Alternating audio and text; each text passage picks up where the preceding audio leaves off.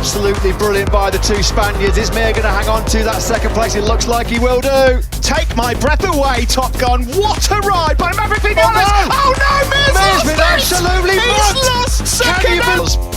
Until the last corner, the Maverick and Mir show. What a ride though by this young man, Maverick Vinales.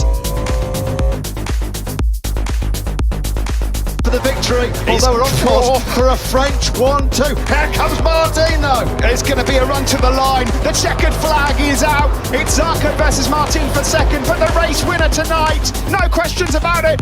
A stunner from Fabio Quartararo to win, and the battle for second is close, but it goes to Zarco. Martín finished. A French 1-2 here in Qatar. Can you believe that? I'm pretty sure that the last time there was two French riders. Is being made ready. Mir is going to try everything, but ultimately it's the power of the Ducati that will elude him.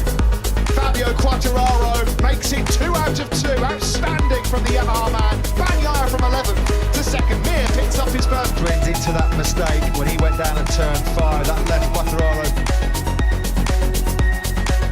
Jack Miller. Aussie. He's done it. Miller. A thrilling Spanish Grand Prix. Congratulations to Jack Miller and the factory Ducati team. Well, you will not see a more just got 2 corners left here in Le Mans, and it's going to be a double.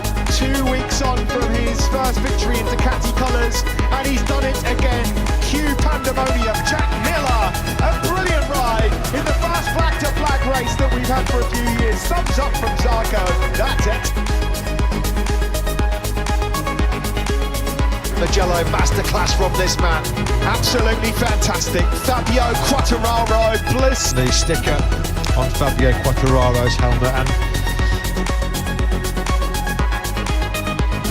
marvellous performance this is. It will be close across the line, but Miguel Oliveira wins on the factory KTM here in Barcelona ahead of Joan, Zarco and Quartararo. Tyson, You've got to take your hat off to this young man who said at the start of the year, I could be. One more corner left. The checkered flag is out. And still the king of the ring, Marc Marquez wins. Marc Marquez, can you? For Honda, and he deserves his win, and it's a good day. Thank you. Huge congratulations.